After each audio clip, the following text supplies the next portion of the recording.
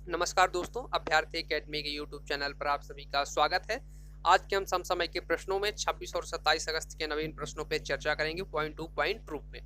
तो आइए आज का वीडियो प्रारंभ करते हैं। आज का हमारा सबसे पहला प्रश्न है, विश्व के पहले तेज गेंदबाज जिन्होंने टेस्ट मैच में सर्वाधिक विकेट लिए हैं, इसका उत्तर होगा जेम्स एंडरसन। जेम्स एंडरसन ऐसे खिलाड़ी, ऐसे तेज गेंदबाज हैं जिन्होंने टेस्ट क्रिकेट में सर्वाधिक विकेट लिए हैं। आइए इनसे संबंधित कुछ बातें देखते हैं।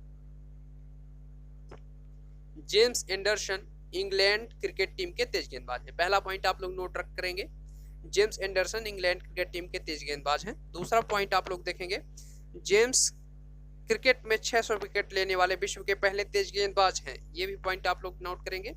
और तीसरा पॉइंट है, इनका 600वां विकेट पाकिस्तान के कप्तान अजहर अली का विकेट लेकर पूरा किया। इन्होंने अपना जो 600वां विकेट है वो किसको आउट करके पूरा किया है, तो पाकिस्तान के कप्तान अजहर अली को आउट करके पूरा किया है। ठीक, अब आगे दूसरा प्रश्न है, नई शिक्षा नीति को लागू करने वाला भारत का पहला राज्य कौन सा होगा, तो इसका उत्तर होगा कर्नाटक। कर्नाटक भारत का ऐसा पहला राज्य होगा जो अपने यहाँ नई शिक्षा नीति को लागू करेगा। अब नई शिक्षा नीति से संबंधित कुछ बातें देखते हैं। पहला पॉइंट है, आपको ज्ञात होगा कि 29 जुलाई 2020 को भारत सरकार द्वारा नई शिक्षा नीति की घोषणा की गई। अभी पिछले 29 जुलाई जो अभी बीता, ये अगस्त स्टार्ट है, 29 जुलाई 2020 को भारत सरकार ने नई शिक्षा नीति की घोषणा की। इसके अंतर्गत इन्होंने 10+2 को हटाकर 5+3+4 को 5+3+3+4 को रखा है। ये 10+2 और यहाँ पे 5+3+3+4 ये बच्चों के उम्र को दर्शाती हैं। ठीक, ये आपने नई शिक्षा नीति में इसको पढ़ा होगा, नहीं तो कई सारे यूट्यूब पे वीडियो अपलोड है, उसको देख सकते हैं आप। इसके पश्चात कर्नाटक से संबंधित पॉइंट है, कर्नाटक की राजधानी बेंगलुरु है। यहाँ के मुख्यमंत्री BS येदियुरप्पा और राज्यपाल वजुभाई वाला है। इतनी पॉइंट। ठीक, इसके पश्चात आज का प्रश्न नंबर 3, विश्व स्वास्थ्य संगठन ने किस देश को पोलियो मुक्त घोषित किया है। प्रश्न है WHO, है ना। विश्व स्वास्थ्य संगठन ने किस देश को पोलियो मुक्त घोषित किया है, उस देश का नाम है अफ्रीका। यानी अब अफ्रीका जो है वो वाइल्ड पोलियो जो था उससे पूर्ण रूप से पूरा अफ्रीका महाद्वीप पोलियो से क्या था, अब मुक्त घोषित हो चुका है। ठीक, इसमें एक शब्द आया है विश्व स्वास्थ्य संगठन यानी WHO, तो उसके बारे में देखते हैं। WHO का फुल फॉर्म है वर्ल्ड हेल्थ ऑर्गेनाइजेशन, हिंदी में कहें तो विश्व स्वास्थ्य संगठन। इसकी स्थापना 7 अगस्त 1948 को हुई थी। कब हुई थी? 7 अगस्त 1948 को हुई थी, ध्यान रखेंगे आप लोग। इसका मुख्यालय जिनेवा स्विट्जरलैंड में है, ये भी ध्यान रखने वाली बात है। ठीक, इसके पश्चात आगे चलते हैं। आज का हमारा प्रश्न नंबर 4 है, नीति आयोग द्वारा जारी निर्यात तैयारी सूचकांक, यानी जो किसी वस्तु का निर्यात करना है, हमारे दूसरे देशों को भेजते हैं, वो निर्यात कहलाता है। तो निर्यात तैयारी सूचकांक यानी निर्यात के लिए तैयारी कैसी है, इस सूचकांक को नीति आयोग ने जारी किया है। तो इसमें शीर्ष पर कौन सा राज्य है भारत का, तो आप लोग ध्यान देंगे गुजरात शीर्ष राज्य है भारत का, जो कि नीति आयोग के अनुसार निर्यात तैयारी सूचकांक यानी EPI, जिसको शॉर्ट फॉर्म में कहते हैं EPI, एक्सपोर्ट प्रिपेयरिंग इंडेक्स। ठीक, गुजरात। और दूसरे नंबर पे है इसके महाराष्ट्र, तीसरे पे है तमिलनाडु। 3 नंबर आप लोग ध्यान रखेंगे तीनों को। गुजरात पहले नंबर पे आएगा इसमें इस इंडेक्स में, महाराष्ट्र दूसरे नंबर पे, तमिलनाडु तीसरे नंबर पे आएगा। ठीक, इसके पश्चात आज का हम प्रश्न नंबर 5 देखेंगे। The India way strategies for an uncertain world. क्या है the India way strategies for an uncertain world? पुस्तक के लेखक कौन है? इस पुस्तक के लेखक है S जयशंकर।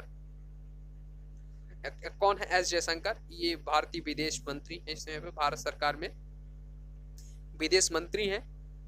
इनके बारे में आपने काफी सुना होगा, जाना होगा। पूर्व IAS थे, इसके पहले भारत सरकार के विदेश सचिव थे। अब इस बार 2019 के बाद चुनाव में जो हुआ है उसमें ये विदेश मंत्री बने हैं। इन्होंने इस पुस्तक को लिखा है। इसके पश्चात आज का हमारा प्रश्न नंबर 6 है, किस भारतीय जूडो खिलाड़ी को नेशनल डोपिंग एजेंसी ने 22 महीने के लिए खेल से निलंबित कर दिया है? किस भारतीय जूडो खिलाड़ी को नेशनल डोपिंग एजेंसी यानी वाडा ने 22 महीने के लिए नाडा ने नेशनल डोपिंग एजेंसी ने 22 महीने के लिए खेल से निलंबित कर दिया, उनका नाम है दीपांशु बालियान। उनका नाम है दीपांशु बालियान, जो कि जूडो खिलाड़ी हैं। इनको डोपिंग एजेंसी ने 22 महीने के लिए खेल से निलंबित किया है। यहाँ पे एक सिंबल आपको दिख रहा है, सब्सक्राइब लिखा हुआ है यहाँ पे। जैसे ही आप हमारे चैनल पे आए होंगे आपको नीचे सब्सक्राइब दिख रहा होगा, कृपया आप लोग उसको दबाएं जिससे आप हमारे चैनल को सब्सक्राइब कर सकते हैं। ठीक, अब आगे प्रश्न, डोपिंग एजेंसी वहाँ पे शब्द आया है, ये देखिए यहाँ पे एक शब्द आया है नेशनल डोपिंग एजेंसी। ये कई बार प्रश्न परीक्षाओं के लिए महत्वपूर्ण हो सकता है, तो इससे संबंधित बात देख लेते हैं थोड़ा सा। विश्व डोपिंग एजेंसी खेल के में बढ़ते ड्रग के उपयोग को रोकने के लिए स्थापित एक स्वतंत्र संस्था है। ठीक, किसी दिन हम डोपिंग एजेंसी पे एक वीडियो आप लोगों के सामने लाएंगे, उसमें पूरी बातें लिखी होंगी। यहाँ पे बस आप लोग इतना ध्यान रखिए। ठीक, इसके पश्चात इसकी स्थापना 10 नवंबर 1999 को की गई थी। किसका? 10 नवंबर 1999 को इसकी स्थापना की गई थी। इसका मुख्यालय मॉन्ट्रियल कनाडा में है। इतनी बातें महत्वपूर्ण है। इसके पश्चात आज का हमारा प्रश्न नंबर 7 है, हाल ही में किस बैंक ने किसानों की साख जानने के लिए सैटेलाइट डाटा का उपयोग करने का फैसला किया? यानी किसानों की कृषि कैसी है, किसानों की उपज भूमि कितनी है, इन सब चीज़ों को जानने के लिए भारत के एक बैंक ने सैटेलाइट डाटा का उपयोग करने का फैसला किया। उसका नाम है ICICI बैंक। क्या? ICICI बैंक ने इस सैटेलाइट डाटा का उपयोग करेगा किसी भी किसान को ऋण देने के लिए, उसकी साख देखने के लिए। ठीक, इसके पश्चात प्रश्न नंबर 8 है आज का हमारा, केंद्र सरकार मानसिक स्वास्थ्य पुनर्वास के लिए किस हेल्पलाइन सेवा को शुरुआत की है। यानी केंद्र सरकार, अभी जो कोविड-19 का दौर चल रहा है, इसमें बहुत सारे लोग अपने घर पे रहते हैं और घर पे रहते रहते बहुत सारे लोगों को बहुत सारी प्रकार की चिंताएं और अपने अन्य चीज़ों को, आसपास की चीज़ों को देख के कई बार मानसिक संतुलन खो बैठते हैं और मानसिक स्वास्थ्य रोगी बन जाते हैं।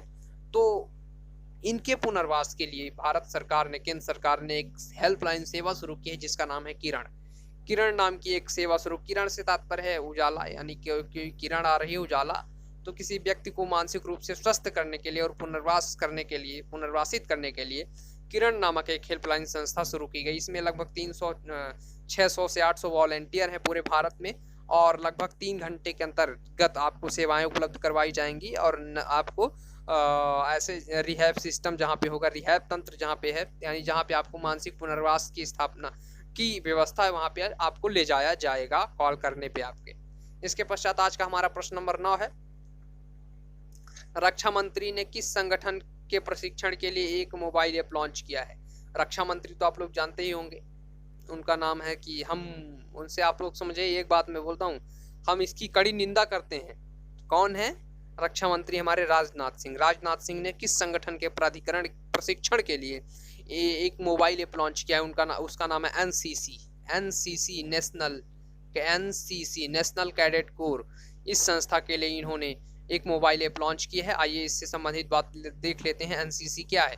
एनसीसी का फुल फॉर्म है नेशनल कैडेट कोर, कॉर्प्स या कोर, जो भी आप कहें, कॉर्प्स यहाँ पे लिखा है। इसकी स्थापना 16 जुलाई 1948 को की गई थी। इसका मुख्यालय नई दिल्ली में है। कब की गई थी इसकी स्थापना? 16 जुलाई 1948 को, और इसका मुख्यालय नई दिल्ली में स्थापित है। ठीक, इसके पश्चात आज का हमारा प्रश्न नंबर 10 और अंतिम प्रश्न, हैदराबाद के नीलकंठ भानु ने मेंटल कैलकुलेशन वर्ल्ड चैंपियनशिप में कौन सा मेडल जीता? प्रश्न है, हैदराबाद के नीलकंठ भानु ने मेंटल कैलकुलेशन वर्ल्ड चैंपियनशिप में कौन सा मेडल जीता? तो उन्होंने गोल्ड मेडल जीता है। कैसा मेडल जीता है? इन्होंने गोल्ड मेडल जीता। इनकी उम्र अभी 20 साल है। ये हैदराबाद से संबंधित है। ठीक, यहाँ पे आज का हमारा प्रश्न जो था वो समाप्त होता है।